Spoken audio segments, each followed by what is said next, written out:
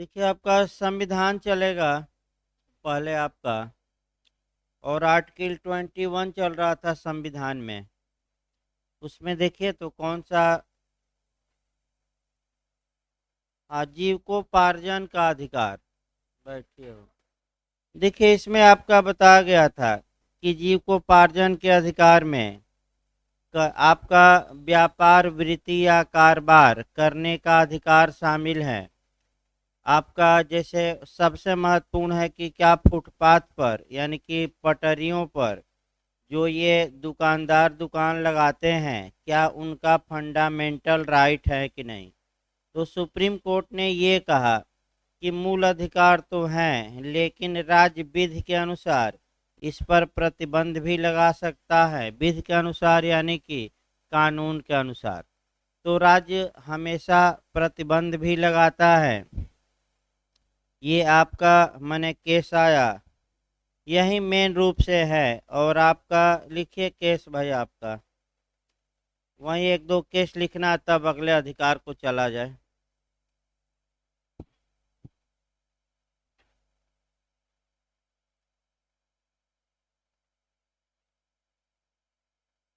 लिखिए ओलेगा 43 बनाम Bombay municipal corporation.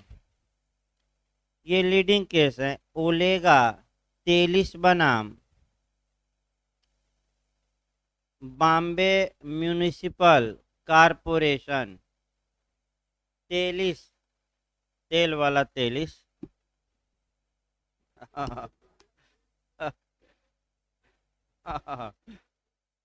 तेल मालिश बाबा ना लिख दीजिएगा।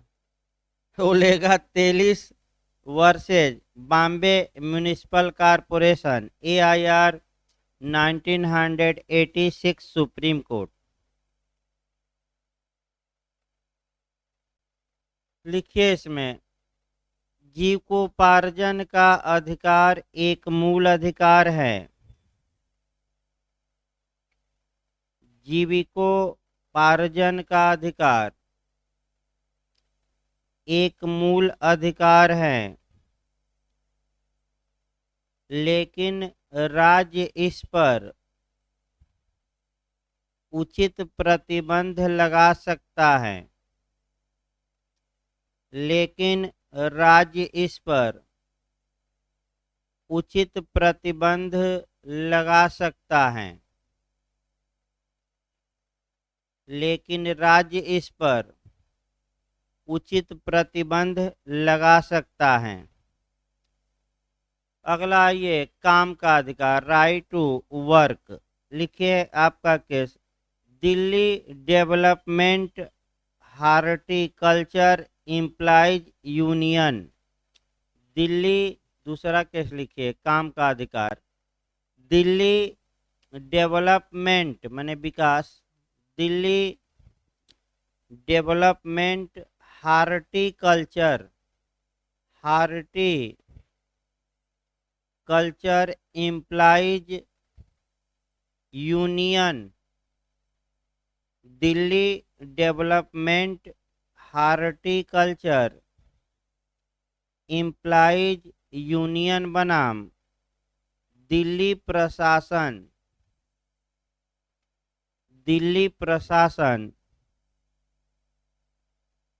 AIR 1992 supreme court AIR 1992 supreme court माने 1992 सुप्रीम कोर्ट।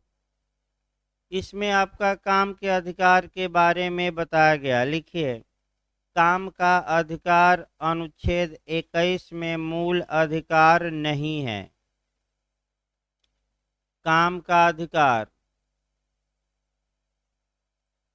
अनुच्छेद 21 में मूल अधिकार नहीं है।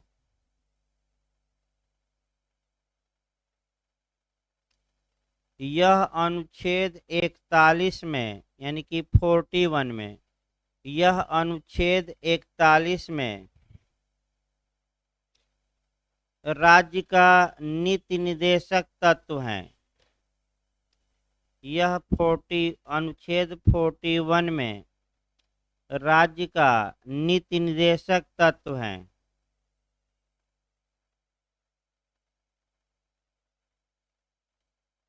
अगला लिखिए आपका सोदान सिंह। अगला केस लिखिए सोदान सिंह।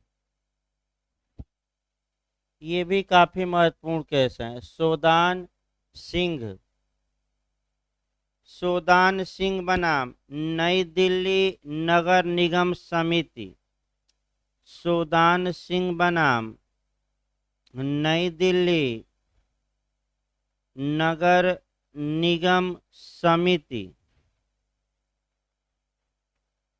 AIR 1989।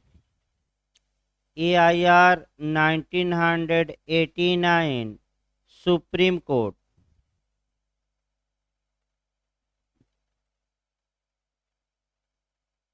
लिखिए इसमें निर्णय क्या आया।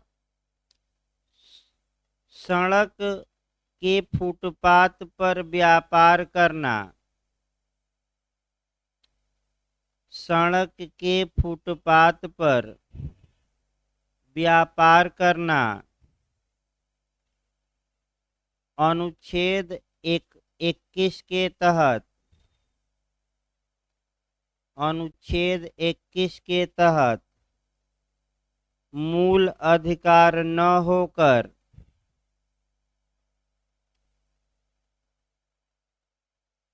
अनुच्छेद 21 के तहत मूल अधिकार न होकर अनुच्छेद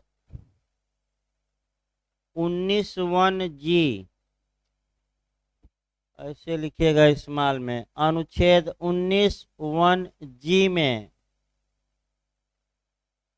एक मूल अधिकार है।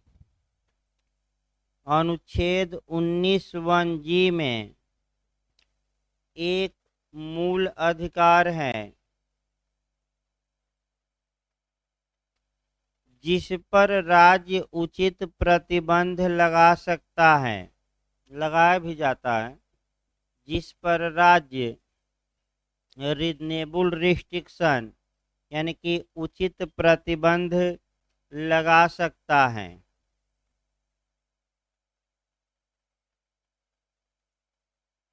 इसके बाद अगला हेडिंग डालिए स्वच्छ पर्यावरण का अधिकार तथा अनुच्छेद 21। स्वच्छ पर्यावरण का अधिकार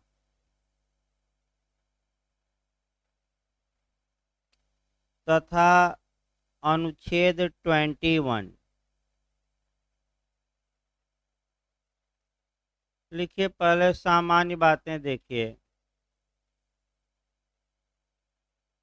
सामान्य बात यह है कि अनुच्छेद 21 में प्राण और दैहिक स्वतंत्रता में स्वच्छ पर्यावरण का अधिकार भी उच्चतम न्यायालय ने समाहित माना और ये कहा कि स्वच्छ वायु मिले लोगों को, स्वच्छ वातावरण मिले, प्रदूषण रहित हवा मिले, जल मिले और ध्वनि ज़्यादा तेज आवाज़ में बजाकर लोगों के स्वास्थ्य को खराब न किया जाए, तो वहीं आपका ध्वनि वाला मामला भी इसमें आएगा और इसको धर्म से भी जोड़ा जाएगा कि क्या धार्मिक संस्थाओं को ध्वनि प्रदूषण करने की इजाज़त धर्म के आधार पर दी जा सकती है कि नहीं।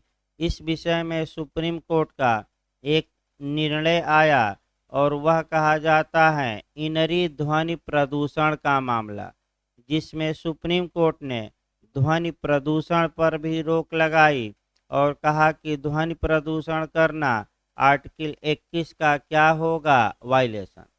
तो आपका स्वच्छ जल मिले, स्वच्छ हवा मिले, ध्वनि प्रदूषण से मुक्ति मिले, ये सभी अधिकार किसमें समाहित हैं, आर्टिकल 21 में। यहाँ तक कि सुप्रीम कोर्ट ने कई नियम बनाए, एक दो और नियमों को देखा जाए तब लिखवाया जाए। MC मेहता बनाम भारत संघ के वाद में जस्टिस PN भगवती ने एब्सोल्यूट लाइबिलिटी का सिद्धांत प्रतिपादित किया, पूर्ण दायित्व या आत्यांतिक दायित्व, जिसमें उन्होंने बताया कि अगर कोई कारखाना है, उद्योग है, उससे कोई हानिकारक गैस या पदार्थ निकलता है, तो ऐसी दशा में ऐसे उद्योग या कारखाने का जो दायित्व होगा वह एब्सोल्यूट होगा, पूर्ण होगा, और कोई बचाव उसे नहीं दिया जाएगा। यानी कि अगर वह बचाव ले कि लोगों की सहमत से हमने ये काम किया, तब भी कोई बचाव नहीं। अगर कारखाना बचाव लेता है कि दैवीय आपदा आ गई, यानी कि एक्ट ऑफ गॉड हो गया या विश मेजर हो गया, अर्थात प्राकृतिक घटनाओं के कारण ये दुर्घटना हो गई, तब भी कोई बचाव नहीं। ये कहे कि हम कानून सम्मत कार्य कर रहे हैं, तब भी कोई बचाव नहीं।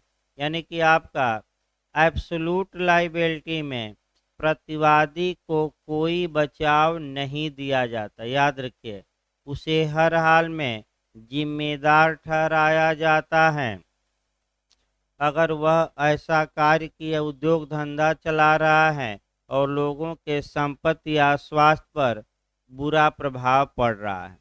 तत्पश्चात ध्वनि प्रदूषण का मामला आया।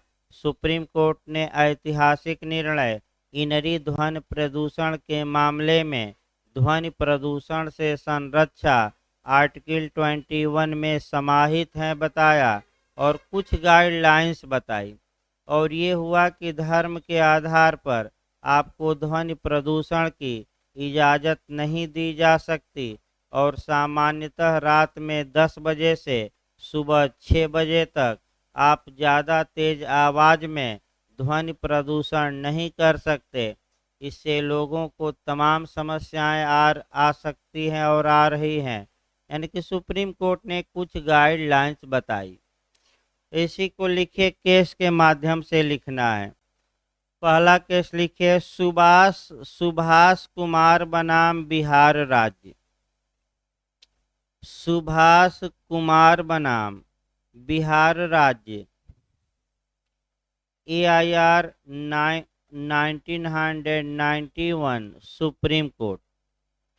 सुभाष कुमार बनाम बिहार राज्य, AIR 1991 यानी कि 1991 सुप्रीम कोर्ट।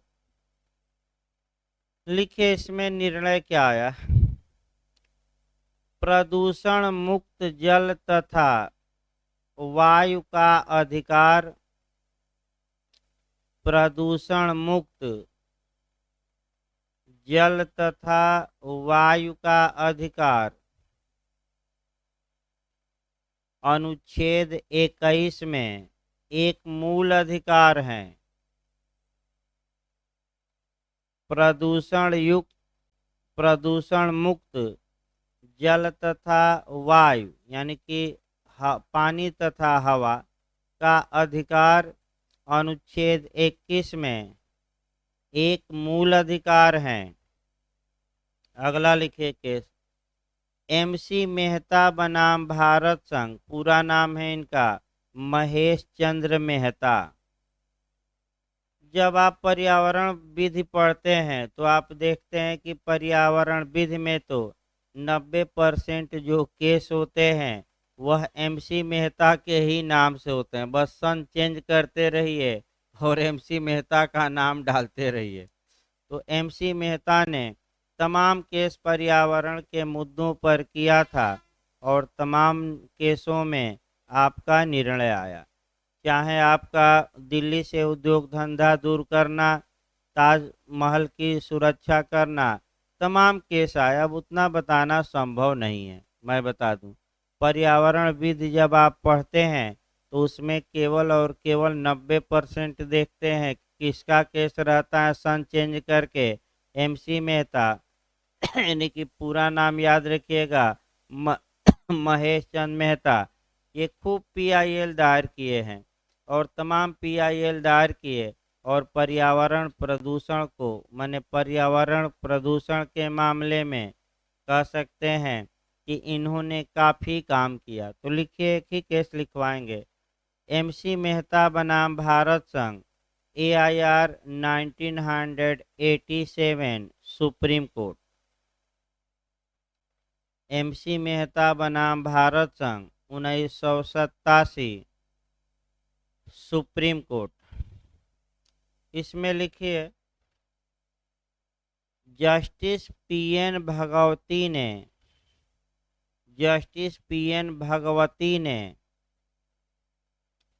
इस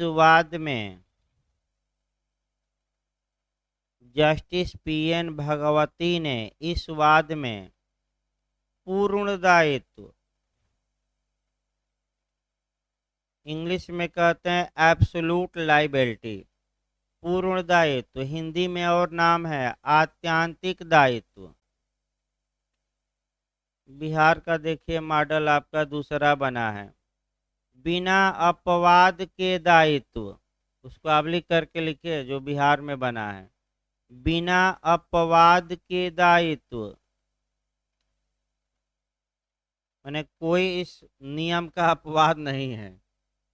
या इसको दूसरी भाषा में पूछा जा सकता है, बिना किसी बचाव के दायित्व, माने प्रतिवादी कोई बचाव नहीं ले सकता, चाहे सम्मति हो, चाहे एक्ट ऑफ गॉड हो, या ये कहे कि हम कानून द्वारा कार्य कर रहे हैं जो हमें दिया गया है, कोई बचाव नहीं है। या यानी कि आपका इसी को एब्सोल्यूट लाइबिलिटी कहते हैं। लिख के वाक्य बोलिए तो एक बार फिर, नहीं पूरा वाक्य बोलिए। हाँ, पूर्ण दायित्व का सिद्धांत प्रतिपादित किया, पूर्ण दायित्व का सिद्धांत प्रतिपादित किया। एक लाइन बस लिखना है। अगला लिखिए इनरी ध्वनि प्रदूषण का मामला, इनरी ध्वनि प्रदूषण का मामला। इनरी मतलब होता है इन रिफरेंस, यानी कि इस संदर्भ में, ना है तो हिंदी लिख लीजिएगा, इनरी जहाँ भी लिखा रहे, इन रिफरेंस यानी कि इस संदर्भ में, यानी कि ध्वनि प्रदूषण वाले मामले के संदर्भ में लिखिए। इसमें AIR 2005 सुप्रीम कोर्ट, ये 2005 का निर्णय है, AIR 2005 सुप्रीम कोर्ट। लिखिए जजमेंट क्या आया, ध्वनि प्रदूषण से सुरक्षा अनुच्छेद 21 में समाहित हैं।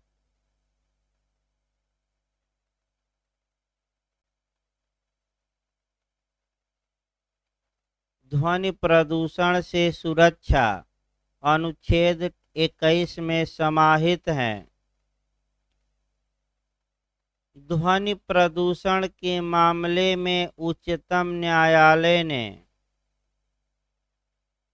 ध्वनि प्रदूषण के मामले में उच्चतम न्यायालय ने इस वाद में कुछ डायरेक्शन दिए, यानी कि कुछ दिशा निर्देश दिए।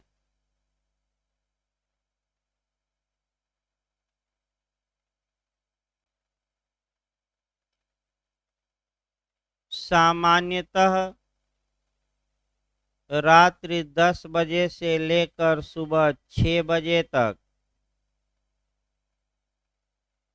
सामान्यतः रात्रि 10 बजे से लेकर सुबह 6 बजे तक ध्वनि प्रदूषण प्रतिबंधित होगा।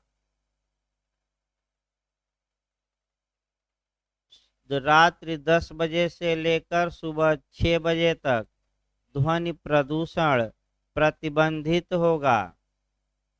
देखे भी होंगे आप लोग, जैसे शादी विवाह या फंक्शन हो रहा है तो आपका जो DJ वाले रहते हैं वो जैसे ही 10 बजता है अपना मालिक से कहने लगते हैं कि अब हम बंद करेंगे डीजे, बंद करेंगे, क्योंकि 10 बज गया है और इसके बाद पुलिस क्या करेगी, कार्रवाई कर सकती है।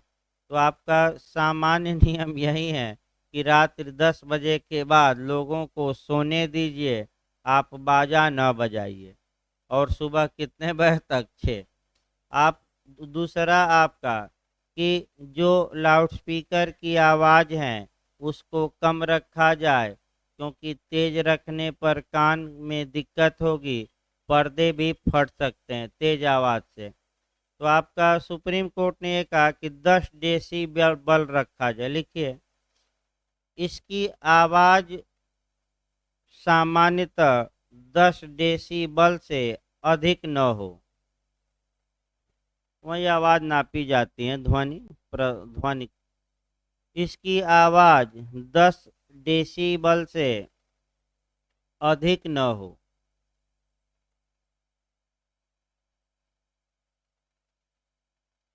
ये ध्वनि नापने का आपका पैमाना है। अगला देखिए भाई आपका, अब अगला जो केस प्रदूषण पर आता है वह आपका ये आता है कि क्या शहरों के विकास के लिए पर्यावरण से खिलवाड़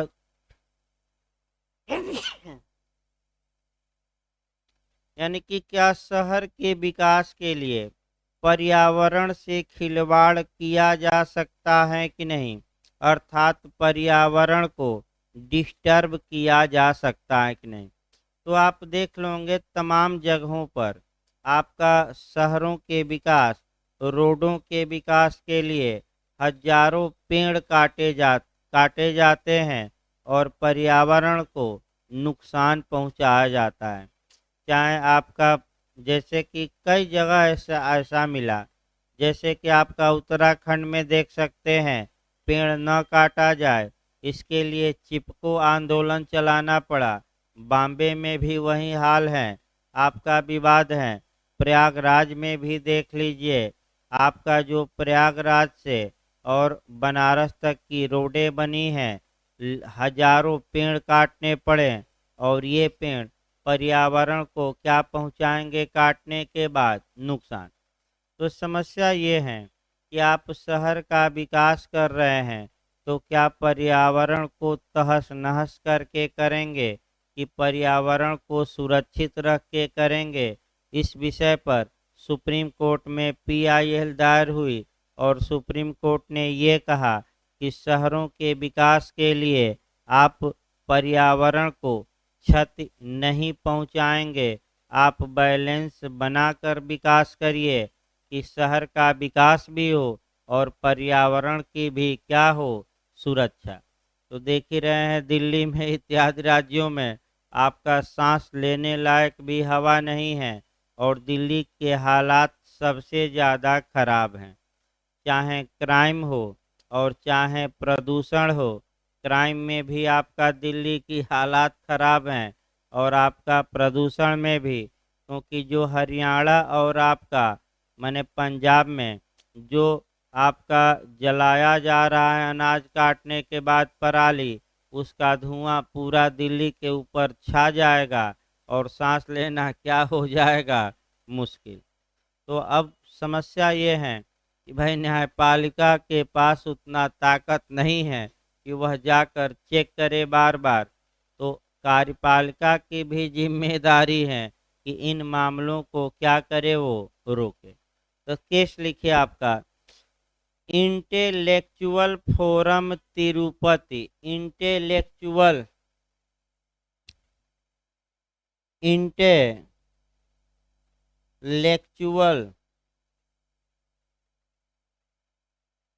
इंटेलेक्चुअल फोरम तिरुपति, तिरुपति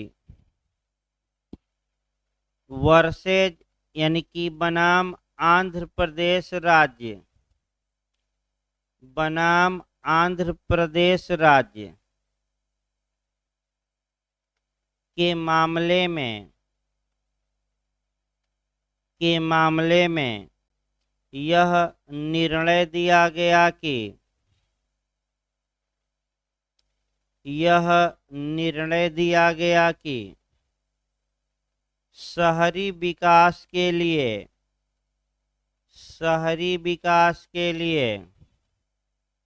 पर्यावरण को क्षति नहीं पहुंचाई जा सकती।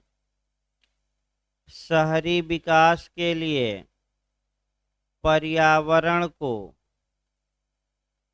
क्षति नहीं पहुंचाई जा सकती।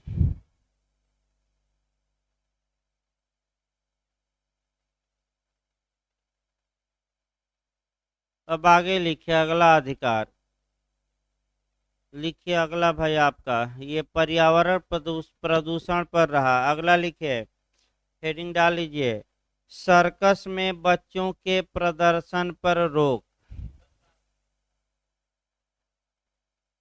लिखवा जाएगा, भी आने दीजिए। वो आपका मुरली एस देवड़ा का केस है, अभी लिखवा जाएगा, अभी पूरा नहीं हो भाई। जब पूरा हो जाए, छूट जाए, तब बताइएगा। अभी पूरा हुआ ही नहीं, हो सकता है आज भी पूरा ना हो। प्रयास किया जा रहा है खींचने का, छांट छांट के इसमें से, क्योंकि पूरा केस लिखवाना मेन मेन ही हम भी लिखवा रहे हैं। पूरा लिखवाना हमारे लिए भी पढ़ाना संभव नहीं है, इतने अधिकार हैं। लिखिए अगला, सर्कस में बच्चों के प्रदर्शन पर रोक। हेडिंग डाल लीजिएगा, सर्कस में बच्चों के प्रदर्शन पर रोक। इसमें देखिए क्या होता था, तब केस लिखवाया जाए। इसमें ये होता था कि आपका जो सर्कस होते थे उसमें बच्चों से प्रदर्शन करवाया जाता था, 14 वर्ष से कम के बच्चों से।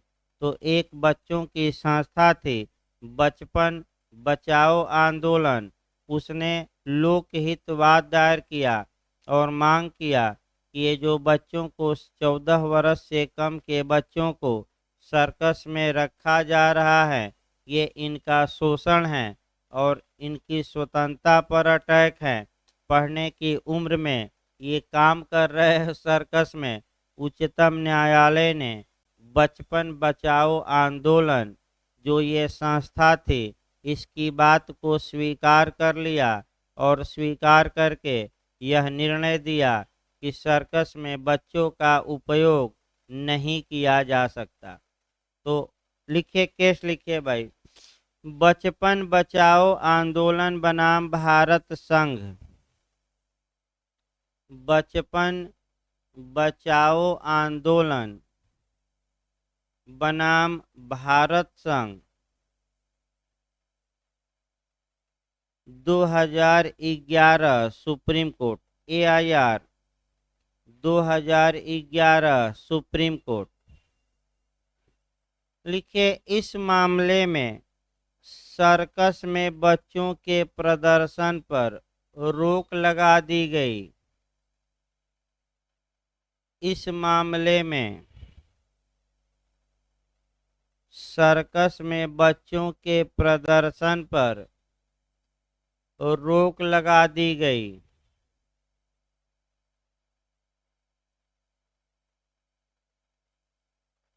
अगली हेडिंग डालिए, चिकित्सा सहायता पाने का अधिकार। ये भी काफी लीडिंग केस है आपका। चिकित्सा सहायता पाने का अधिकार। लिखिए, परमानंद कटारा बनाम भारत संघ। ये भी काफी महत्वपूर्ण केस है। Parmanand Katara versus union of India. देखिए इस केस में क्या हुआ आपका। इस केस में एक व्यक्ति घायल अवस्था में था और दूसरा जो परमानंद कटारा था वह उसको ले गया अस्पताल। अस्पताल वालों ने ये कहा कि आप इस घटना की सूचना पहले पुलिस को दीजिए, तब हम इलाज शुरू करेंगे। ऐसी दशा में आपका आधा घंटा बीत गया और ऐसे आपका जो व्यक्ति माने कह सकते हैं जिसका एक्सीडेंट हुआ था उसकी मृत्यु हो गई। तो परमानंद कटारा ने इस बात को एक पोस्ट कार्ड पर लिखकर सुप्रीम कोर्ट को भेजा और ये डिमांड की कि आप इस मामले में उचित गाइडलाइंस दीजिए। तो उच्चतम न्यायालय ने तीन चार बातें इस केस में स्पष्ट बताई, यानी कि लोकहितवाद पत्र के माध्यम से दायर किया जा सकता है कि नहीं किया जा सकता है। अभी आगे बताया जाएगा पीआईएल के बारे में कि लोकहितवाद आप पोस्ट कार्ड भी भेज दीजिए, वहीं आपका याचिका सुप्रीम कोर्ट मान लेगा और लोकहितवाद कह सकते हैं मानकर और उचित फैसला क्या कर सकता है दे सकता है। पोस्ट कार्ड भेजा था। उच्चतम न्यायालय ने दो तीन बातें अच्छी बताई। पहली ये बताई कि जो भी पीड़ित हो या क्षतिग्रस्त हो, एक्सीडेंट हुआ हो या गोली लगी हो, पहले आप उसका इलाज करिए, पुलिस कार्यवाही बाद में भी हो सकती है। पहला नियम। दूसरा नियम ये आया कि जो मर गया है व्यक्ति उसको भी अधिकार है कि सम्मान के साथ उसका अंतिम संस्कार किया जाए, यानी कि असम्मान न किया जाए बल्कि किसके साथ पूरे सम्मान के साथ। मृतक को भी अधिकार है कि उसका अंतिम संस्कार सम्मान के साथ किया जाए। तो इसलिए जो वर्तमान समय है आपका, जैसे ही कोई मरीज जाता है डॉक्टर अब ये नहीं कहते कि आप पुलिस को पहले सूचना दीजिए, डॉक्टर इलाज करना क्या कर देते हैं शुरू। तो लोग मर जाते थे, थोड़ा बहुत लेट हो जाता था। तो बहुत महत्वपूर्ण ये केस आया जिसमें कहा गया कि पहले इलाज और फिर पुलिस कार्यवाही बाद में हो सकती है। लिखिए इसको, दो तीन लाइन लिखिए। इस मामले में यह निर्णय दिया गया कि इस मामले में यह निर्णय दिया गया कि घायल व्यक्ति का पहले इलाज किया जाए। घायल व्यक्ति का पहले इलाज किया जाए। पुलिस कार्यवाही बाद में हो सकती है, यानी पुलिस को सूचना बाद में दिया जा सकता है। पुलिस कार्यवाही बाद में हो सकती है।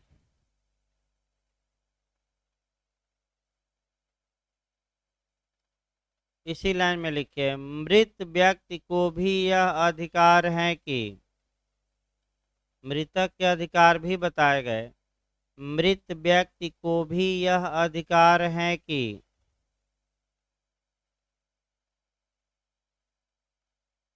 उसका अंतिम संस्कार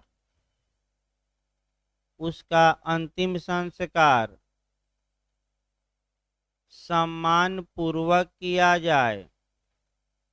उसका अंतिम संस्कार सम्मान पूर्वक किया जाए। अगला हेडिंग डालिए, सार्वजनिक स्थानों पर धूम्रपान निषेध। अगला हेडिंग डालिए, सार्वजनिक स्थानों पर धूम्रपान निषेध। केस लिखिए, मुरली एस देवड़ा बनाम भारत संघ। Murli S Deora versus union of India, यानी कि भारत संघ। एक लाइन लिखिए तब समझाया जाए। प्रस्तुत मामले में Murli S Deora versus union of India, ये भी केस पूछा जाता है। लिखिए, प्रस्तुत मामले में उच्चतम न्यायालय ने सार्वजनिक स्थानों पर प्रस्तुत मामले में उच्चतम न्यायालय ने सार्वजनिक स्थानों पर धूम्रपान करने को प्रतिषिद्ध कर दिया।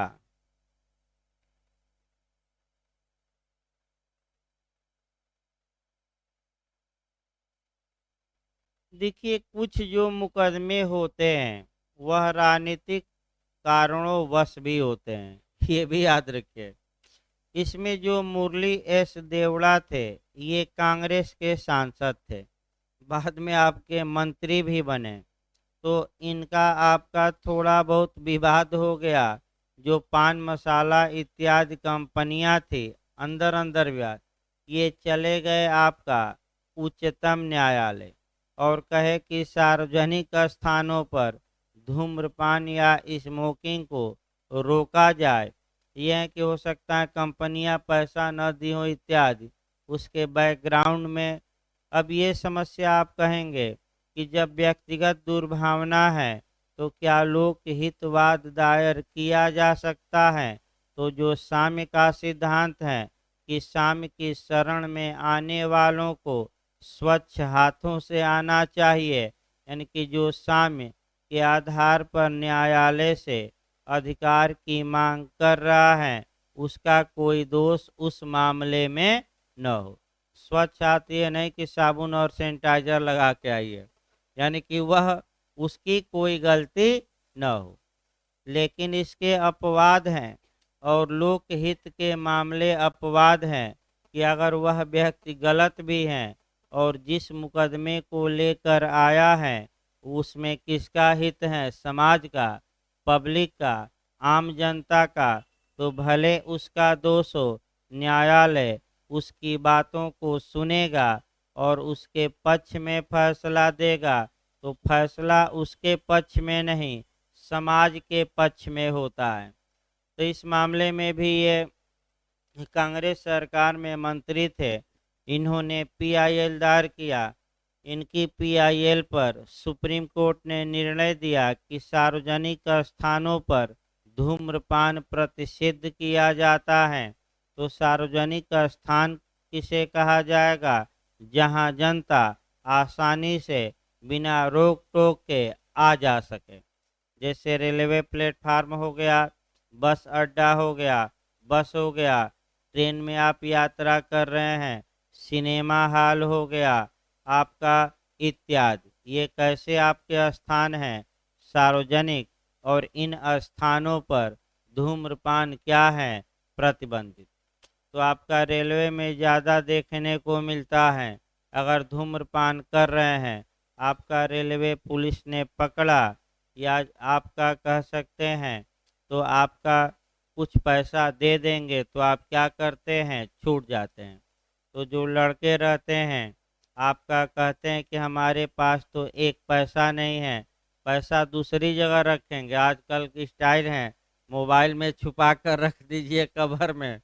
ज़्यादा लोग उसी में रख रहे हैं कि मोबाइल के पीछे जो कवर हैं आपका, उसमें पैसा रखिए, पर्स में बस 10 रुपया रखिए, और जब पुलिस आए तो दिखा दीजिए कि देखिए घर जा रहा हूँ, माता पिता ने पैसा ही नहीं भेजा, पैसा लेने जा रहा हूँ, ये 10 रुपया है, लेना हो तो लीजिए और नहीं तो चलिए जेल चलते हैं और वहीं 2-4 दिन भोजन भी हम करेंगे और आसानी रहेगी।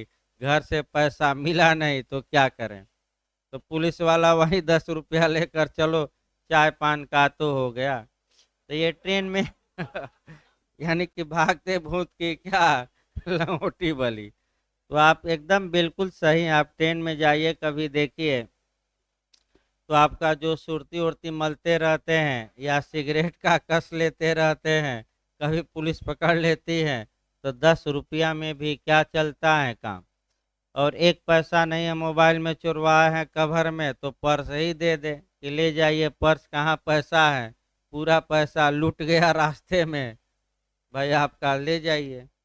अगला देखिए आपका, तो यानी कि सार्वजनिक स्थानों पर आप धूम्रपान करके आम जनता के जीवन को खतरे में नहीं डाल सकते, यानी कि आम जनता को प्रदूषित नहीं कर सकते।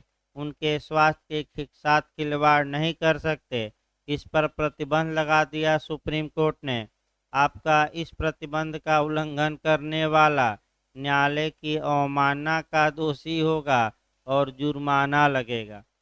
तो वहीं जुर्माना 500 रुपया इत्यादि लगाया जाता है, 100 रुपया।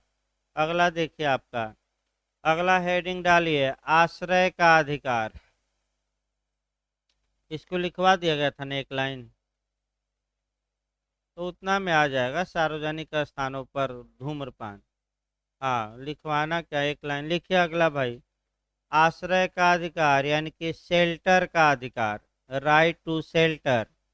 आश्रय, आश्रय मतलब कि मकान, ना तो लिख लीजिए मकान का अधिकार। आश्रय का अधिकार यानी कि घर हमारा हो। लिखिए, केस लिखिए, चमेली सिंह बनाम उत्तर प्रदेश राज्य। चमेली सिंह बनाम उत्तर प्रदेश राज्य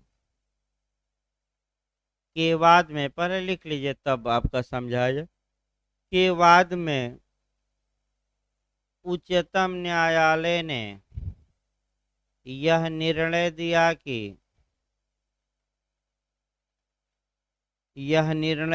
कि आश्रय का अधिकार अनुच्छेद 21 में एक मूल अधिकार है। आश्रय का अधिकार अनुच्छेद 21 में एक मूल अधिकार है। अब इसमें तमाम गाइडलाइंस बताई गई, तमाम बातें, और ये कहा गया कि भाई राज्य को ये चाहिए कि लोगों को आश्रय प्रदान करे, उनके लिए मकान बनवाए, लेकिन केवल ये नहीं कि दीवार उठवा के और छत ऊपर से डाल दे। मकान आश्रय का मतलब ये हुआ कि जो आश्रय रहने के लिए जो आवश्यक चीज़ें हैं, लैट्रिन, बाथरूम और इत्यादि चीज़ें, वातावरण शुद्ध हो, पानी शुद्ध हो, ये सब भी ध्यान रखा जाए। केवल एक कमरा बनवा के और छत डाल के न दिया जाए। वातावरण और जल आपका इत्यादि जो सुविधाएं हैं रहने के लिए, जो एक गरिमा मैं जीवन व्यतीत करने के लिए जो सुविधाएं हैं, वे भी इसमें शामिल हैं। केवल वो सीमेंट का छत ही नहीं, यानी काफ़ी। और सरकार को मैं निर्देशित किया कि आप लोगों को आवास उपलब्ध कराइए। तो आवास योजना भी चलती रहती है, और आप देखे भी होंगे कि एक ही मकान आपका, वो भी आवास योजना महिलाओं के नाम पर चलती हैं। तो मोदी जी इसका भी लाभ उठा रहे हैं। और एमपी में गए थे बाघ छोड़ने, यानी कि आपका टाइगर छोड़ने, और छोड़ते छोड़ते अपना राजनीति भी क्या किए, छाप छोड़ दिए। यानी कि गए गए थे हरिभजन को ओटन लगे कपास। गए थे कि हम टाइगर को क्या करेंगे, आपका छोड़ेंगे, लेकिन वहाँ सभा किए और सभा में ये बता दिए कि हमने महिलाओं को मालिक बना दिया है। जो भी घर हम बनवा रहे हैं वह किसके लिए, किसके नाम से, महिलाओं के। अब महिलाएं घर की क्या हैं, मालकिन है, पुरुष का हक नहीं है। बेचना भी चाहें तो कौन बेच सकती हैं, महिला, क्योंकि उसी का नाम है। तो तमाम चीज़ें हो तो अलग बात है। यानी कि कुल मिलाकर ये कहिए कि आश्रय का अधिकार भी अनुच्छेद 21 में समाहित है। राज्य को चाहिए कि प्रत्येक व्यक्ति को आश्रय उपलब्ध कराए। इसके लिए योजना सरकार चला रही है। आपका आवास योजना, आपका नगर, जैसे आपका विकास प्राधिकरण है, फ्लैट बनाकर लोगों को दे रहा है। तमाम चीज़ें हो रही हैं। और मोदी जी जीत भी गए। आपका गेहूं, चाल, दावल जो है आपका, और आवास पर भी, क्योंकि यूपी में खूब आवास बना है, इसमें कोई शक नहीं है। जो गांवों में देखिए, तो जो मायावती का वोट था वो भाजपा में शिफ्ट हो गया।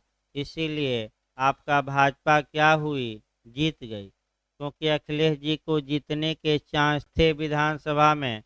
लेकिन ये जो मायावती जी ने तीर फेंका, उससे आपका अखिलेश जी ध्वस्त हो गए और इसका लाभ किसको मिला? भाजपा को। इनके वोटर कन्वर्ट हो गए, अखिलेश जी के नहीं हुए। मायावती जी के वोटर किस में चले गए? भाजपा में। देखिए आपका अगला, देखिए हेडिंग डालिए, दाम्पत्य जीवन में पुलिस का हस्तक्षेप वर्जित। अगला अधिकार लिखिए, दाम्पत्य जीवन में पुलिस का हस्तक्षेप वर्जित। केस लिखिए, ये भी केस पूछा जाता है। अशोक कुमार टोडी, फिर एक बार देखिए, दाम्पत्य जीवन में यानी कि पति पत्नी के जीवन में पुलिस का हस्तक्षेप वर्जित। केस लिखिए, अशोक कुमार टोडी, टोडी है भाई, अशोक कुमार टोडी। अशोक, ये केस आ चुका है, थोड़ा अंडरलाइन कर लीजिएगा। अशोक कुमार टोडी बनाम किशवर जहां, किशवर, किशवर जहां, अशोक कुमार टोडी बनाम किशवर जहां। AIR 2011 supreme court, AIR 2011 supreme court. लिखिए, प्रस्तुत मामले में,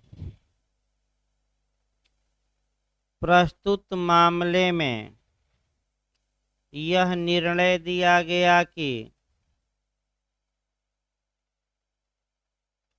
यह निर्णय दिया गया कि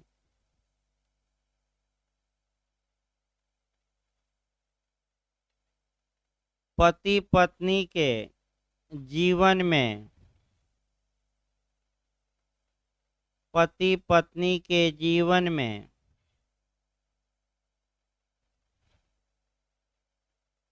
पुलिस द्वारा हस्तक्षेप किया जाना, पुलिस द्वारा हस्तक्षेप किया जाना अनुच्छेद 21 का उल्लंघन माना जाएगा। अनुच्छेद 21 का उल्लंघन माना जाएगा।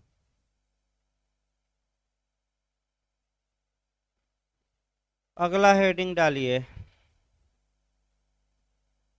श्रमजीवी महिलाओं का, श्रमजीवी माने जो काम करती हैं प्राइवेट सेक्टर इत्यादि में या सरकारी सेक्टर, श्रमजीवी महिलाओं का यौन उत्पीड़न से, सेक्सुअल हरासमेंट कहा जाता है, यौन उत्पीड़न से संरक्षण।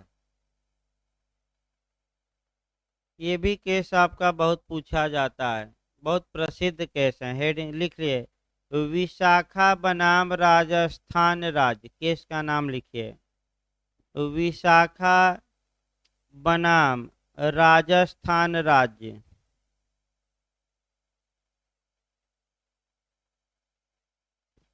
यानी कि आपका इस केस में ये बताया गया कि जो आपका श्रमजीवी महिलाएं हैं जो काम करती हैं होटल बासा इत्यादि में, उनके साथ जो छेड़छाड़ या जो भी घटनाएं होती हैं आपका, या सेक्सुअल हरासमेंट उनका किया जाता है, उनको रोकने के लिए कोई पुख्ता कानून है नहीं। अतः जब तक कानून न बन जाए, हमारी गाइडलाइन का ही, यानी कि हमारे द्वारा इस केस में दिए गए दिशा निर्देशों का ही पालन किया जाए। और आप देख सकते हैं कि जो कार्यस्थल पर महिलाएं हैं, चाहे कोचिंग में आपका काम करती हो, चाहे आपका प्राइवेट सेक्टर में, कंपनियों में, तमाम जगहों पर शोषण का शिकार होती हैं, कमेंटबाजी के शिकार होती हैं। अतः सुप्रीम कोर्ट ने तमाम गाइडलाइंस बताई, लेकिन वही है कि उनका पालन ही नहीं होता। आपका पालन अगर होने लगे तो लोग डरेंगे, लेकिन सुप्रीम कोर्ट आर्डर दे दिया, कोई कानून नहीं है, तो समस्या ये है कि अगर सुप्रीम कोर्ट के आदेश का पालन न किया जाए तो भाई अवमानना के लिए व्यक्ति दंडित होगा। कानून तो है नहीं। अतः सुप्रीम कोर्ट ने ये कहा सरकार से कि आप इस बारे में क्या बनाइए कानून। तो ऐसी दशा में आपका जो आपका सबसे अच्छा उदाहरण उत्तराखंड का देख सकते हैं, जो प्रसिद्ध केस है अंकिता मर्डर केस, जहां की वह होटल में काम करती थी और शोषण करने के लिए होटल का मालिक शोषण करना चाहता था, वह इनकार की तो अंत में उसकी हत्या ही कर दी गई। यानी कि आपका प्रेम से हत्या की गई, यानी कि ले जाकर और क्या किया गया, धक्का दे दिया गया कि डूब कर क्या हो जाए, मर जाए। यानी कि ब्राइड इन बाथ का जो केस है आपका एविडेंस की धारा 15 में, टब में दुल्हन मर जाती है तो यहाँ टब में नहीं मरी बल्कि कहाँ मरी, आपका वही तालाब कहा गया या स्विमिंग पूल तो नहीं था, बहुत बड़ा था, आपका नहर टाइप का था, डैम था, डैम में धक्का दे दिया गया। अगला लिखिए भाई, आपका अगला अधिकार लिखिए आपका, एक एक करके लिखिए। प्रेम संग, हाँ हाँ, हथकड़ी लगाने के विरुद्ध अधिकार, हेडिंग डालते रहिए एक एक करके। हथकड़ी लगाने के विरुद्ध अधिकार, हथकड़ी लगाने के विरुद्ध संरक्षण।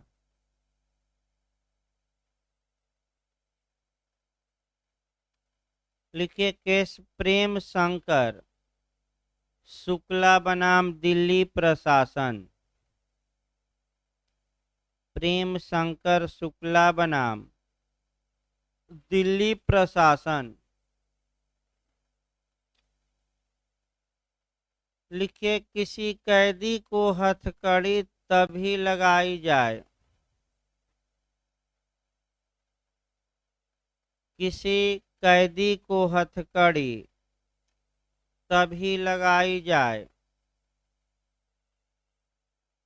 जब अभिरक्षा से निकल भागने का खतरा हो। किसी कैदी को हथकड़ी तभी लगाई जाए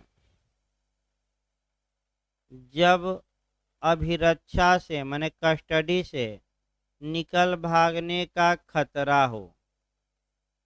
अमूमन हथकड़ी न लगाइए। अगर भागने की संभावना है कि ये क्या हो सकता है, पुलिस कस्टडी से या जेल से भाग सकता है, तब लगाइए, अन्यथा नहीं लगाइए। इसके बाद लिखिए आपका अगला अगला हेडिंग डाल लीजिए, पुलिस अभिरक्षा में मृत्यु के विरुद्ध संरक्षण। हेडिंग डालिए पुलिस अभिरक्षा में मृत्यु के विरुद्ध संरक्षण।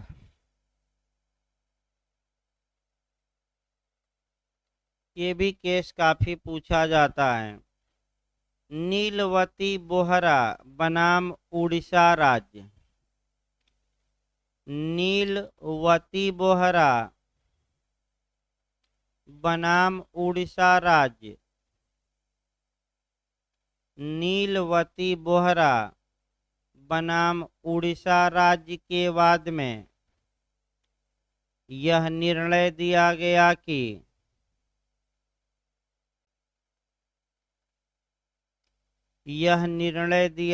कि यदि पुलिस अभिरक्षा में किसी व्यक्ति की मृत्यु होती है,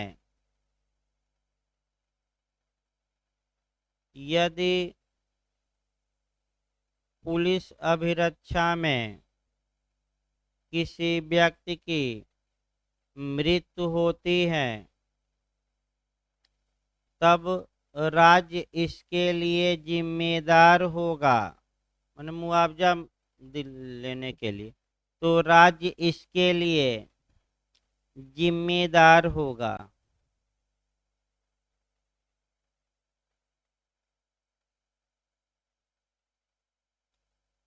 तो रेस्ट ले लीजिए आपका भाई, आपका 20-25 मिनट का ब्रेक रहेगा। साढ़े देखिए आपका अनुच्छेद 21 चल रहा था, और आपका उसमें जो अगला अधिकार है देखिए तो कहाँ तक आपका अधिकार, ये हथकड़ी वाला आपका, ये हथकड़ी वाला भी हो गया। हाँ, पुलिस अभिरक्षा में अगर मृत्यु होती है तो उसके लिए स्टेट जिम्मेदार होगा, और राज्य से आपका कह सकते हैं कि मुआवजा वसूला जा सकता है। ये भी केस आपका काफ़ी पूछा जाता है, और इसको भी तैयार करके जाएंगे। फिर जो कार्य स्थल पर महिलाओं का सेक्सुअल हरासमेंट से प्रोटेक्शन, ये भी काफ़ी पूछा जाता है। Vishakha versus state of Rajasthan, interview के लिए जो पढ़ा जाता है, इसको थोड़ा इंटरव्यू के लिए डिटेल में पढ़ा जाता है, क्योंकि उत्तराखंड में कई बार आपका महिलाओं से विशाखा का केस पूछा गया है कि सुप्रीम कोर्ट ने क्या गाइडलाइंस दी। तो थोड़ा किताब से भी आप लोग एक दो भाई चीज़ें पढ़ेंगे। इसके बाद आ जाइए, कह सकते हैं कि अगला हम देखते हैं आपका मानी हथकड़ी वाला आपका हो ही गया, दाम्पत्य अधिकार हो गया। इसके बाद आपका, हाँ, नीलवती बोहरा बनाम उड़ीसा राज्य का हम केस बता रहे थे, जिसमें कि आपका कह सकते हैं कि संरच मने ये कहा गया कि अगर कोई व्यक्ति किसी व्यक्ति की पुलिस अभिरक्षा में डेथ हो जाती है तो वह राज्य से मुआवजा वसूल सकता है, राज्य इसके लिए जिम्मेदार होगा। ये भी केस पूछा जाता है। अगला केस इसी में लिखिए, जोगिंदर सिंह बनाम उत्तर प्रदेश राज्य, जोगिंदर सिंह बनाम उत्तर प्रदेश राज्य, ये भी काफ़ी लीडिंग केस है, गिरफ्तारी से है। जोगिंदर सिंह बनाम उत्तर प्रदेश राज्य, 19 AIR 1994 supreme court, AIR 1994 supreme court के बाद में अन्वेषण एवं जांच के दौरान, के बाद में अन्वेषण एवं जांच के दौरान, बैठिए उधर ही बैठ जाइए, अन्वेषण एवं जांच के दौरान गिरफ्तारी के मामले में कुछ संरक्षण प्रदान किया गया, कुछ संरक्षण प्रदान किया गया।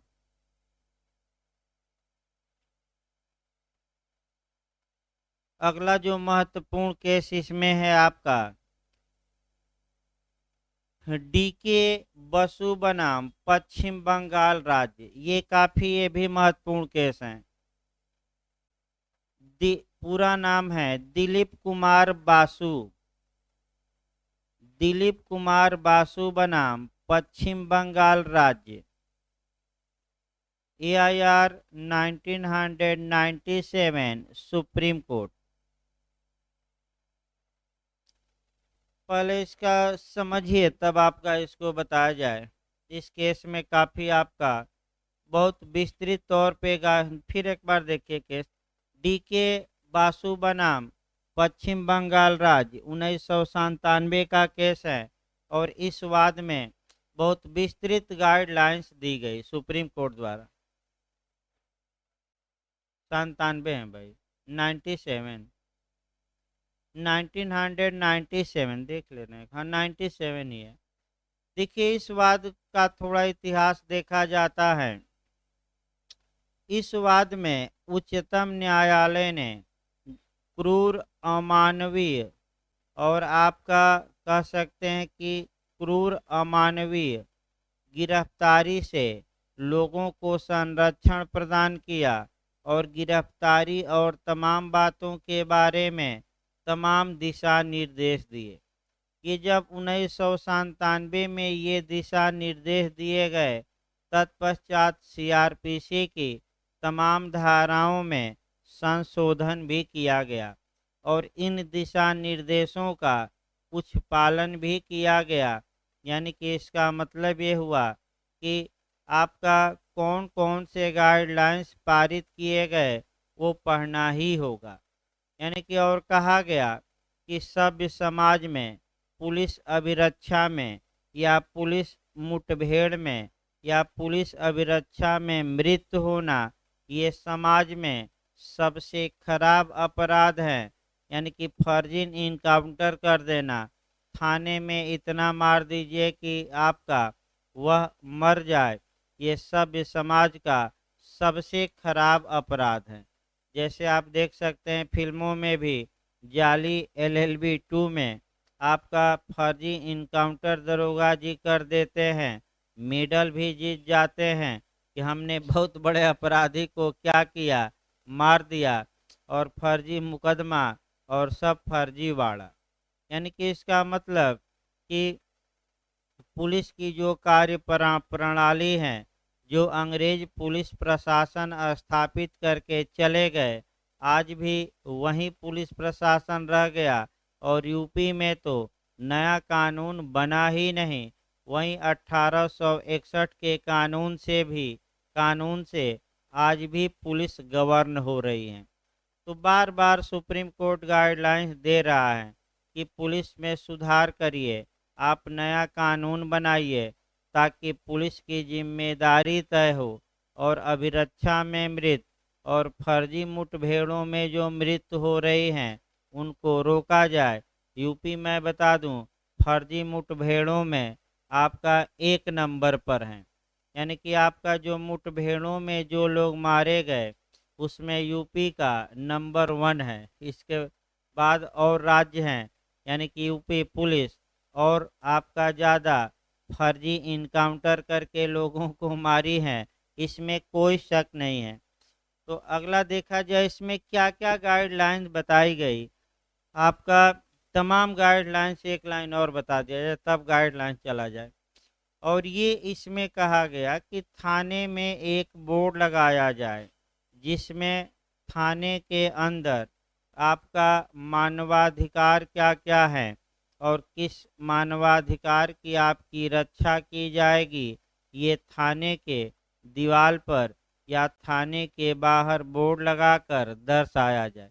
तो लगभग प्रत्येक थाने पर आप देखेंगे कि बाहर ही बोर्ड लगा रहता है कि थाने में मानवाधिकार का संरक्षण, और 10-12 पॉइंट क्या किए रहते हैं उस पर, 10-12-15 जो भी हो लिखा रहता है। तो वह पॉइंट ऐसे नहीं लिखा गया है। जो दिलीप कुमार बसु का केस आया और उस केस में जो उच्चतम न्यायालय ने गाइडलाइंस दी, वही गाइडलाइन क्या की गई हैं, लिखी गई है। तो आपका बाहर यानी किसी को फाउंडेशन कहते हैं, फाउंडेशन का मतलब ये हुआ कि ऊपर से कुछ और अंदर से कुछ और। यानी कि ऊपर से बाहर देखिए तो थाने में लगेगा कि मानवाधिकार का क्या किया जाता है, सबसे बड़ा संरक्षक थाना ही है, लेकिन सबसे बड़ा उल्लंघन मानवाधिकार का कहाँ होता है, थाने में। इतना मार देंगे पुलिस वाले उल्टा लटका कर कि कई लोग थाने में ही क्या हो जाते हैं, स्वाहा, यानी कि ऊपर पहुंच जाते हैं। तो इसी पर कुछ गाइडलाइंस आई सुप्रीम कोर्ट की और वही गाइडलाइन आपको पढ़नी है। देखिए पहला क्या आया, 11 किताबों में दिया है और भी आया। गिरफ्तारी करने वाला या जांच करने वाला पुलिस कर्मचारी का नाम का पद नाम सही, प्रकट और स्पष्ट होना चाहिए। यानी कि आपका और कौन पुलिस वाला गिरफ्तार व्यक्ति से पूछताछ कर रहा है ये रजिस्टर में लिखा जाना चाहिए। इसके बाद आपका गिरफ्तारी के समय एक मेमो बनाया जाए जिसमें दो गवाहों का साइन कराया जाए। इसके बाद आपका कह सकते हैं कि आपका सूचना दी जाए गिरफ्तार व्यक्ति के बारे में। गिरफ्तार व्यक्ति जिसको कहे उसको सूचित किया जाए कि इन्हें गिरफ्तार किया गया है। ये सीआरपीसी में जोड़ा गया है आपका कि गिरफ्तार व्यक्ति जिसे चाहें उसे सूचना दी जाएगी। तत्पश्चात आपका किस समय गिरफ्तार किया गया, किस स्थान पर गिरफ्तार किया गया, कहाँ रखा गया है, ये आपका बताया जाए। इसके बाद विधिक सहायता संस्था और उस क्षेत्र के पुलिस केंद्र के माध्यम से तार द्वारा गिरफ्तारी की सूचना 8 से 12 घंटे के अंदर दी जाए उसके कह सकते हैं कि परिचितों को। इसके बाद गिरफ्तारी सूचना मने मने वहीं जल्दी से जल्दी दी जाए। इसके बाद क्रूरता न बरती जाए, चोट न पहुंचाई जाए। आपका अगर गिरफ्तार व्यक्ति कहता है तो उसका मेडिकल चेकअप कराया जाए। किसको सूचना दी गई है, ये बात जब अभियुक्त पेश हो मजिस्ट्रेट के यहाँ तो मजिस्ट्रेट डायरी देखें पुलिस की कि सूचना पुलिस ने दिया है कि नहीं। फिर अधिवक्ता से मिलने दिया जाए और एक हेड क्वार्टर बनाया जाए जहाँ की पुलिस नियंत्रण कक्ष रहे और गिरफ्तार व्यक्तियों को 12 घंटे के अंदर उस कंट्रोल रूम को क्या दिया जाए सूचना। जिले में जैसे थाने पर कोई गिरफ्तार हुआ तो 12 घंटे के अंदर कंट्रोल कक्ष को आपका सूचित किया जाए और अमानवीय क्रूर व्यवहार न किया जाए और कैदी के मानवाधिकार जो है उसकी भी क्या की जाए, रक्षा। तो लिख लीजिए एक लाइन में भाई, 2 लाइन में, उतना तो लिखवाना संभव नहीं है। लिखे इस वाद में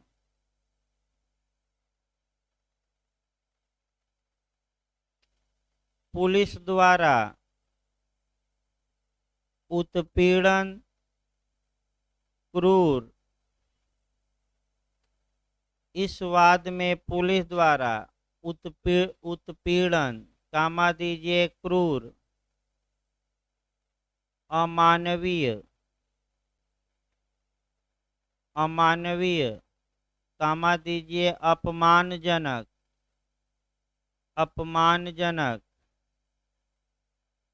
व्यवहार करने पर रोक लगाई गई।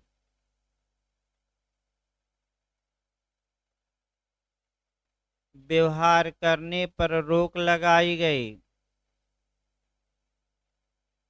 तथा गिरफ्तारी के मामले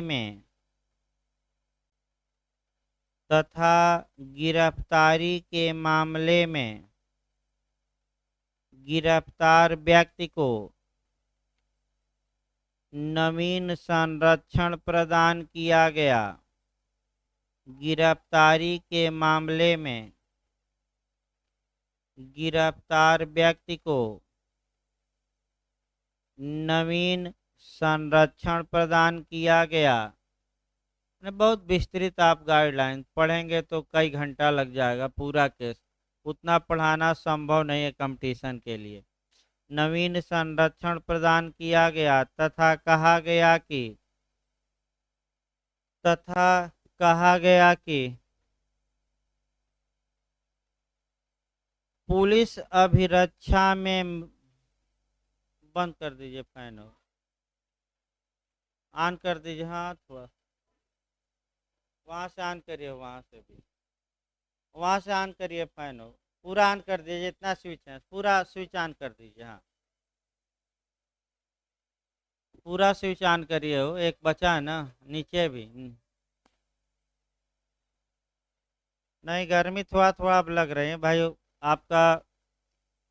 जिसको ज़्यादा ठंडा लगे भाई आप चादर उधर लेकर आइए क्योंकि आपका 10:30-11 बजे के बाद पंखा चलाया जाएगा, सुबह तो नहीं चलाया जाएगा भाई। कई लोगों को ठंडा लगेगा नहीं लगेगा, तो उसके लिए उपाय ये है कि 10:30-11 बजे से पंखा चलाने का मौसम है अभी, माने लेट में, सुबह तो नहीं, लेकिन जैसे शाम को पहले पीरियड में चलता है, सेकेंड पीरियड में बंद होता है, तो सुबह फर्स्ट पीरियड में लगभग बंद रहेगा, सेकंड जो 10:30-11 बजे से पंखा जरूरी है।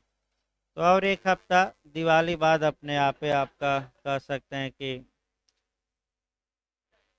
दिवाली बाद वैसे ही बंद हो जाएगा। 4-5 दिन और आपका पंखा की आवश्यकता है। लिखिए भाई आपका पुलिस अभिरक्षा में मृत्यु होना, पुलिस अभिरक्षा में मृत्यु होना विधि शासन द्वारा शासित, पुलिस अभिरक्षा में मृत्यु होना विधि शासन द्वारा शासित सभ्य समाज में, सभ्य समाज में सबसे खराब अपराध है, सबसे खराब अपराध है।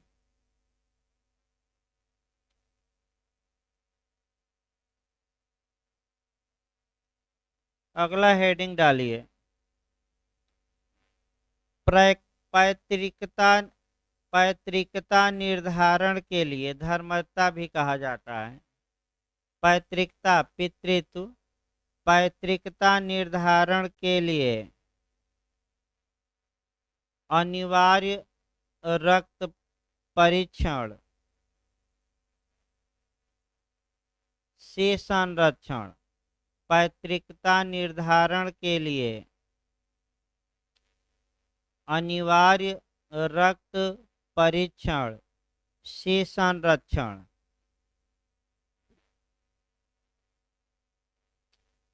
केस लिखिए निंगमार बनाम चिकाया, निंग, निंग, निंगमार, निंगमार बनाम चिकाया,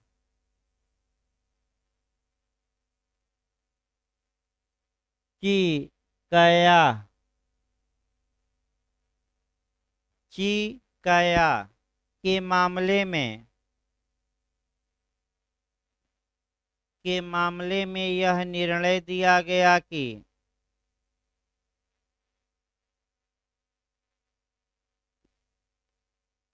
धर्मजता के निर्धारण हेतु के मामले में यह निर्णय दिया गया कि धर्मजता के निर्धारण हेतु किसी व्यक्ति को डीएनए टेस्ट कराने के लिए, डीएनए टेस्ट कराने के लिए बाध्य नहीं किया जा सकता, बाध्य नहीं किया जा सकता। इसको आप एविडेंस में एक केस जोड़ सकते हैं, कांति देवी बनाम पोछीराम। लिख लीजिए एविडेंस से भी एक, कांति देवी बनाम पोछीराम के वाद में भी यही निर्णय दिया गया। कांति देवी एविडेंस की धारा 112 में कांति देवी बनाम पोछीराम, कांति देवी बनाम पोछी राम। अगला हेडिंग डालिए अनुच्छेद 21 तथा मृत्युदंड। अगला हेडिंग डालिए आर्टिकल 21 तथा मृत्युदंड। अब समस्या मृत्युदंड से संबंधित जो भी मामले हैं आपका यहाँ से आपका माने कवर किया जाएगा।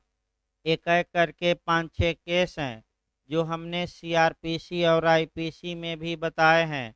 उन्हीं केसों को आर्टिकल 21 में भी पढ़ना है।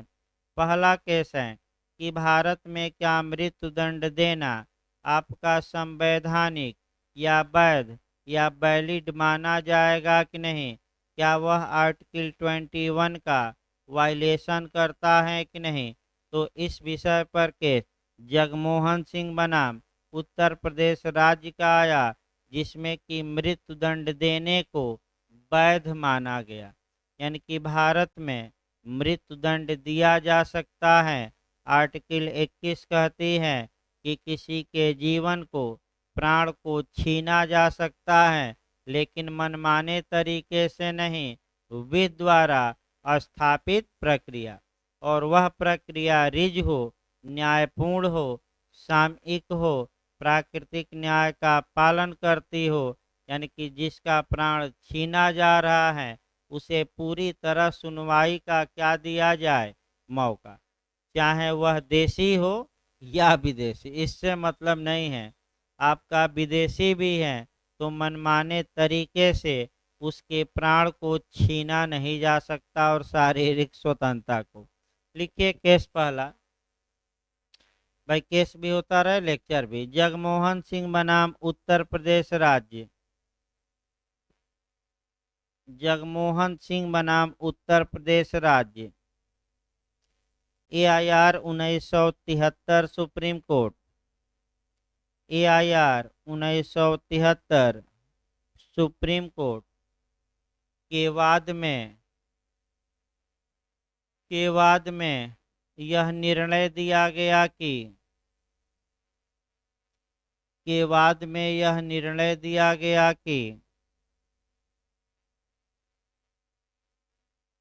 भारत में मृत्युदंड देना संवैधानिक होगा। भारत में मृत्युदंड देना संवैधानिक होगा, माने वैध होगा। यानी कि आर्टिकल 21 का वायलेशन नहीं होगा, इसका मतलब ये हुआ।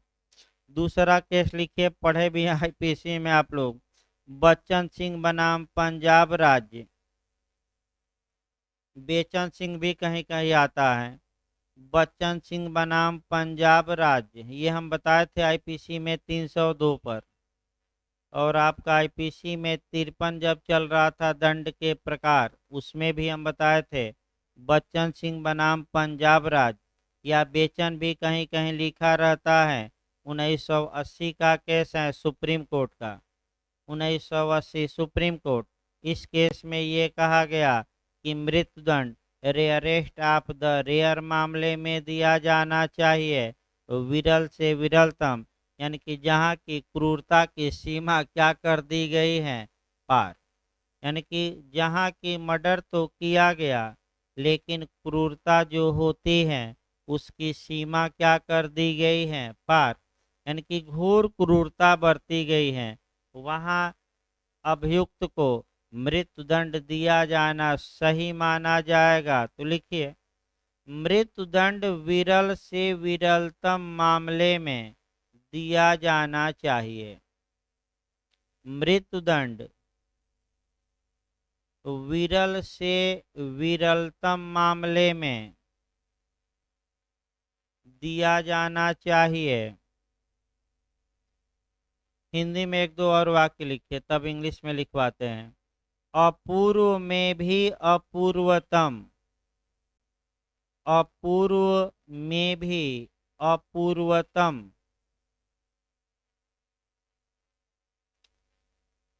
अपूर्व में भी अपूर्वतम। दूसरी भाषा में इसे कहा जाता है क्रूर से भी क्रूरतम। तीसरी भाषा में लिखे क्रूर से भी क्रूरतम। इंग्लिश में कहते हैं rarest of the rare cases, rarest of the rare cases.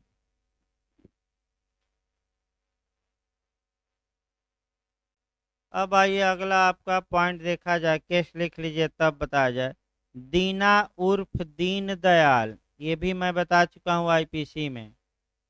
दीना, दीना उर्फ दीन दयाल, दीना उर्फ दीन दयाल बनाम भारत संघ। दीना उर्फ Deen Dayal versus union of India, AIR 1983 supreme court. AIR 1983 उच्चतम न्यायालय, सुप्रीम कोर्ट। देखिए जब भी इसको पढ़िएगा तो आपका सीआरपीसी की धारा 354 का क्लाज 5 है ना, क्लाज 5 पढ़िएगा और सीआरपीसी की द्वितीय अनुसूची का फार्म नंबर 42 पढ़िए। कम से कम 2 जगहों से आपको कोरिलेट करके पढ़ना है। अब पहले समझ लीजिए तब एक लाइन ही लिखवाना है, हम कोरिलेट करवा देंगे दोनों। देखिए सीआरपीसी की धारा 354 के क्लाज 5 में ये प्रावधान है कि जब किसी व्यक्ति को मृत्यु दंड दिया जाता है तो न्यायालय निर्णय में यह निर्देश देगा, ये लिखेगा कि तब तक इसे गर्दन में फांसी लगाकर लटकाया जाए जब तक कि इसकी मृत्यु न हो जाए।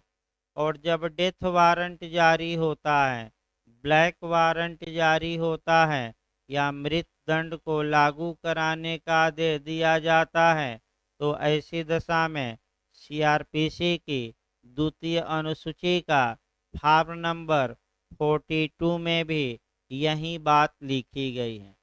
तो अब उच्चतम न्यायालय में इसको चैलेंज किया गया कि ये जो गर्दन में फांसी लगाकर और लटकाने का तरीका है, ये तरीका सही नहीं है।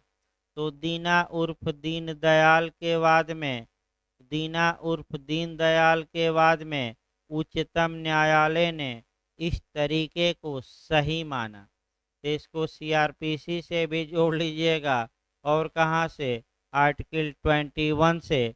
और केस याद रखिएगा पूछा जाता है दीना उर्फ दीनदयाल फांसी के क्या है तरीके से, यानी कि मृत्यु दंड के निष्पादन के मेथड से, यानी कि तरीके से। ये भी क्वेश्चन आया है कि कौन सा केस मृत्यु दंड के आपका निष्पादन के तरीके से संबंधित है, मेथड से, ढंग से। तो दीना उर्फ दीन दयाल ये क्वेश्चन आ चुका है यूपी में, आपका बिहार में, तमाम उत्तराखंड में, हर एक जगह लगभग ये क्वेश्चन सीआरपीसी में आया है। लिखिए इसको, लिखिए इस वाद में गर्दन में फांसी लगाकर मृत्यु दंड का निष्पादन करना वैध माना गया। इस वाद में गर्दन में फांसी लगाकर मृत्यु दंड देना वैध माना गया, इस तरीके को क्या माना गया, सही माना गया। लिखिए सीआरपीसी की धारा 354 के क्लाज 5, सीआरपीसी की धारा 354 के क्लाज 5 तथा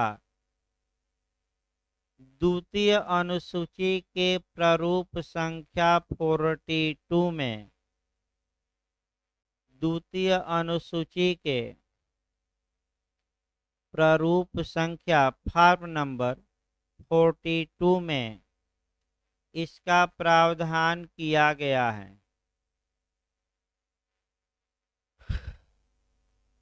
इसका प्रावधान किया गया है। अब यहाँ जो आपका क्वेश्चन उत्तराखंड में सीआरपीसी से बना है कि अगर दोनों में से दोनों दिया था और दोनों में से केवल और केवल एक चुनना है, यानी कि या तो आप 354 का क्लाज 5 सही मारेंगे या प्रारूप संख्या कौन सा 42।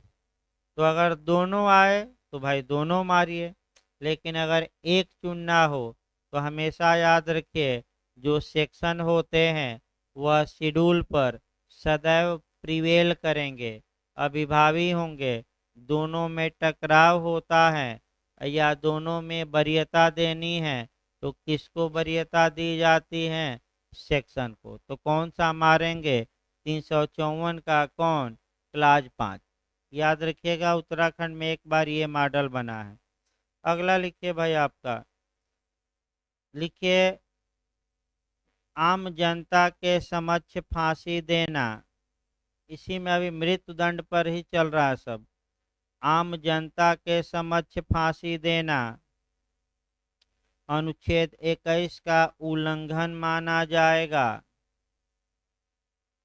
आम जनता के समक्ष फांसी देना अनुच्छेद 21 का उल्लंघन माना जाएगा। केस लिखिए।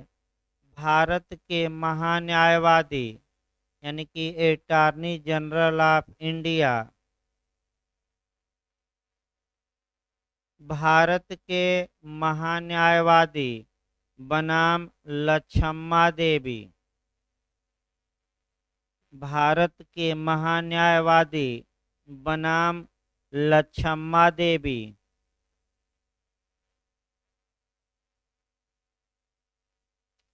अगला लिखिए भाई आपका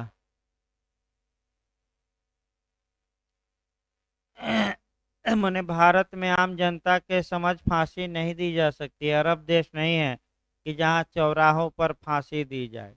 आपका जेल में एकांतवास में जो आपका काल को मैंने फांसी के लिए बना है आपका, वहां दी जाएगी, आम जनता के समक्ष नहीं दी जाएगी। अगला लिखिए। मृत्युदंड को आजीवन कारावास में,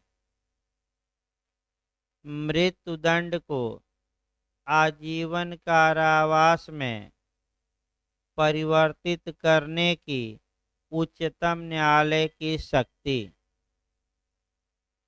मृत्युदंड को आजीवन कारावास में परिवर्तित करने की शक्ति, इस पर आपका 2-3 केस पढ़ेंगे। पहला केस लिखिए। T V Vatheeswaran, T V T V T V Vatheeswaran, वाथीश्वरन,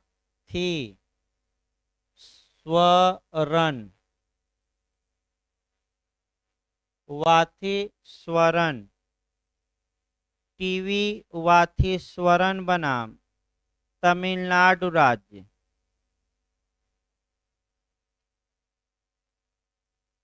AIR 1983 supreme court, AIR 1983 supreme court. लिखिए।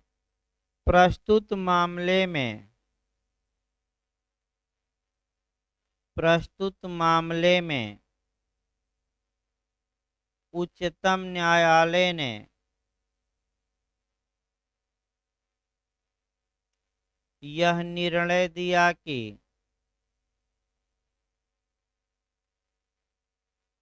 यदि क्षमादान का आवेदन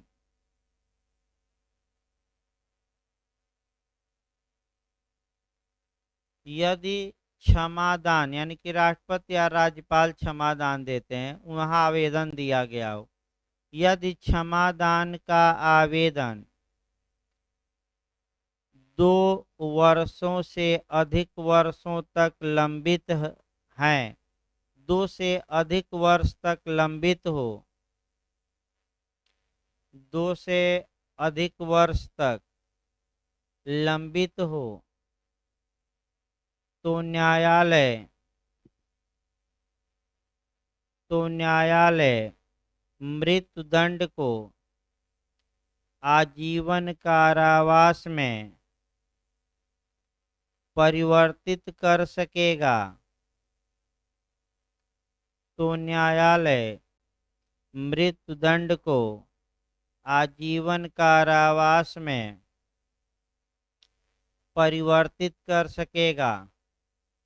यानी कि एक समय न्यायालय ने लगाया कि भाई कोई अपराधी है, राष्ट्रपति के पास क्षमादान की याचिका लगाया है और राष्ट्रपति 2 साल वैसे ही याचिका पड़ी हुई है, तो 2 साल के बाद सुप्रीम कोर्ट मृत्युदंड को किसमें कन्वर्ट कर सकता है?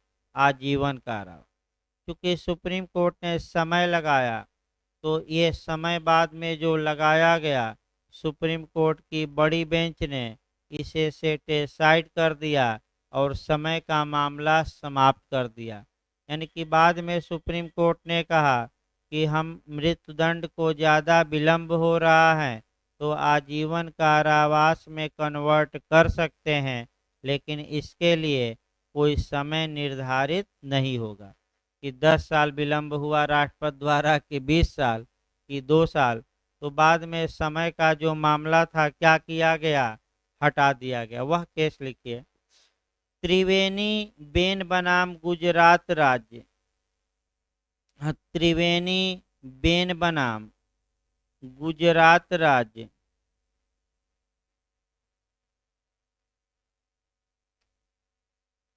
तथा त्रिवेणी बेन बनाम गुजरात राज्य के मामले में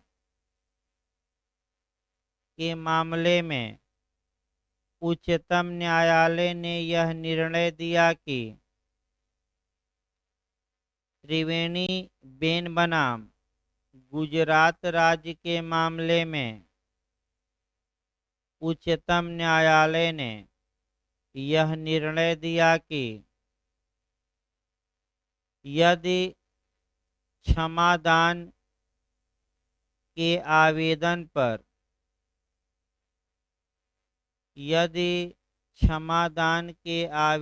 पर विलंब होता है, यदि क्षमादान के आवेदन पर विलंब होता है, ऐसी दशा में उच्चतम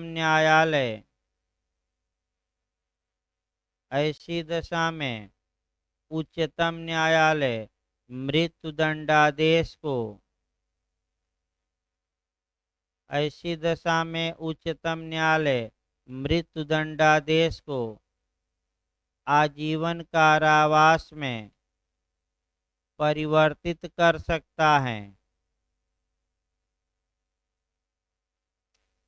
मृत्युदंडादेश को आजीवन कारावास में परिवर्तित कर सकता है, लेकिन इसके लिए कोई समय निर्धारित नहीं होगा। यानी इसके लिए मतलब विलंब के लिए, लेकिन इसके लिए कोई समय निर्धारित नहीं है।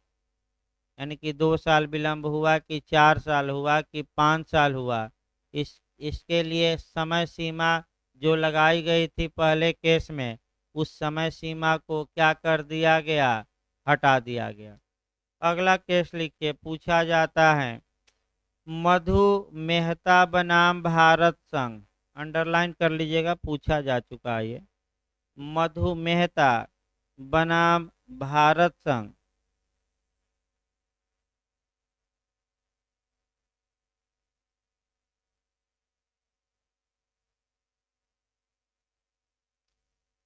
मधु मेहता बनाम भारत संघ के बाद में यह निर्णय दिया गया कि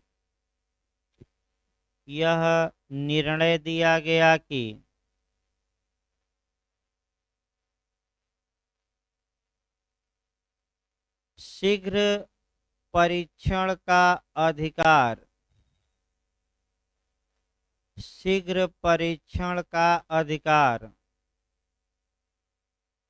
क्षमादान आवेदन के निस्तारण में भी लागू होगा। क्षमादान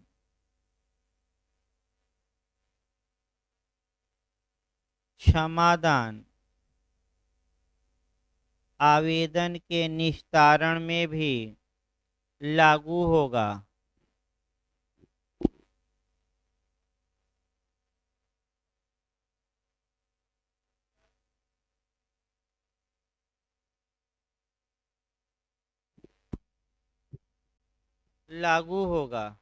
लिख लिए। मैं भी हो गया भाई, रोकना पड़ेगा क्योंकि भागीदारी भी चलाई जाए। कितना बचा और अभी बस खत्म ही। लिखिए 2-4 मिनट और ख़त्म कर दिया जाए। 2-3 पेज है, चार पांच केस हैं, इसको खत्म किया जाए ताकि कल से अनुच्छेद 22 शुरू किया जाए भाई। लिखिए आपका, इसके बाद इसमें छांट कर ही पढ़ना है। नाज फाउंडेशन कहाँ, लिखिए रुदल शाह बनाम बिहार राज्य। ये काफी लीडिंग को आपका केस है और ये हमेशा पूछा जाता है ये भी। रुदल शाह बनाम बिहार राज्य, 1983, सुप्रीम कोर्ट।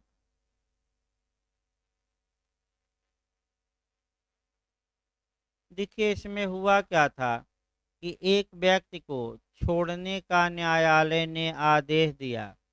जेल प्राधिकारियों की गलती के कारण वह कई सालों तक जेल में ही रह गया। तो आपका पुनः इस बात को सुप्रीम कोर्ट ने देखा और राज्य से कहा कि आपने इसके अधिकारों का उल्लंघन किया है। आपके कर्मचारियों की गलती के कारण ये अवैध रूप से जेल में रह गया, अतः राज्य मुआवजा दे। तो चार पांच क्वेश्चन इस पर बनते हैं कि सर्वप्रथम मूल अधिकारों के हनन होने पर मुआवजा या प्रतिकर राज्य से दिलवाया गया किस केस में? रुदल शाह में। कॉन्स्टिट्यूशनल डैमेजेज, संविधान का उल्लंघन होने पर प्रतिकर किस केस में? रुदल शाह में।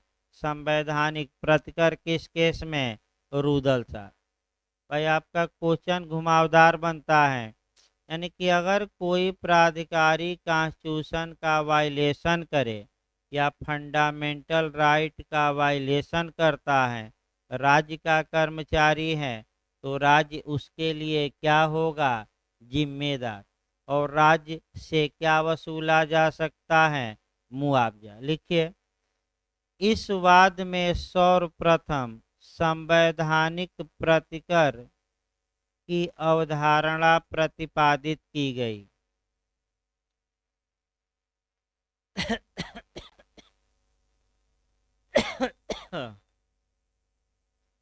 इस वाद में सर्वप्रथम संवैधानिक प्रतिकर की अवधारणा प्रतिपादित की गई तथा यह निर्णय दिया गया कि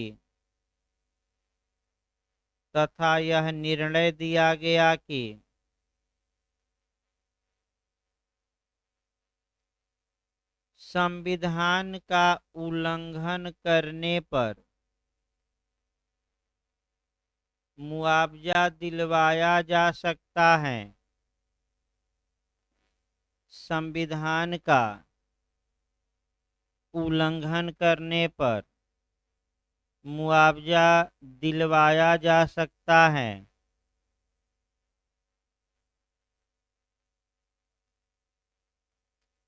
अगला लिखिए, सहेली बनाम पुलिस कमिश्नर, दिल्ली। अगला केस लिखिए, सहेली वर्सेज पुलिस कमिश्नर, दिल्ली। इसमें भी मृत्यु पर मुआवजा दिलवाया गया। सहेली versus police commissioner, Delhi.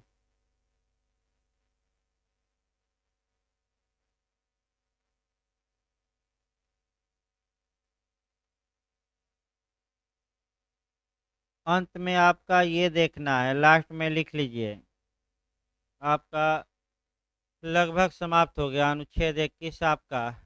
Last में ये लिखना है अलग से बिना केस के कि 44वें संविधान संशोधन अधिनियम। लिखिए लास्ट में 44वें 44वें संविधान संशोधन अधिनियम 1978 द्वारा 1978 द्वारा अनुच्छेद 359 में, एक बार देख लीजिए तो बैरक में, एक बार देखिए बैरक में भाई।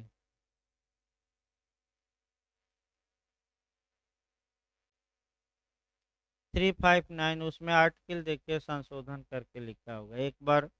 नहीं हल्का सा भी संदेह हो तो भाई बेयर एक्ट है ही, कोई दिक्कत है नहीं, है ना? लिखिए, आर्टिकल 359 में 359 में संशोधन करके यह प्रावधान किया गया कि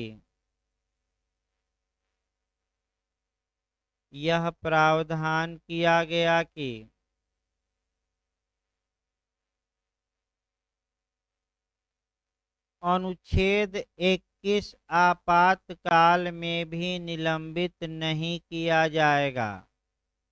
अनुच्छेद 21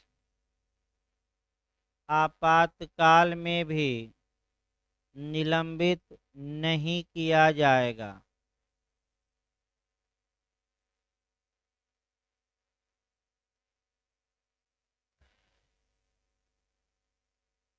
इस प्रकार आर्टिकल 21 में काफी अधिकार थे और एक हफ्ता लग भी गया, आपने देखा।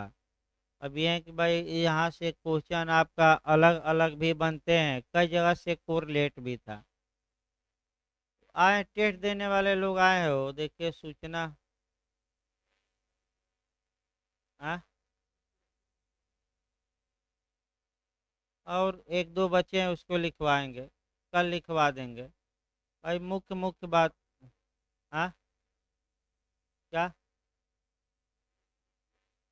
अगर पुलिस मुठभेड़ में कोई मृत्यु होती है तो राज्य उसके लिए भरपाई करेगा। पुलिस मुठभेड़ में या पुलिस ने मार दिया, सहेली वाला केस है। देखिए आए हैं लोग टेस्ट वाले दो चार की नहीं, क्योंकि सूचना इतना व्यस्तता है कि टेस्ट सही ढंग से संचालित नहीं हो पा रहा है कुछ व्यक्तिगत कारणों से।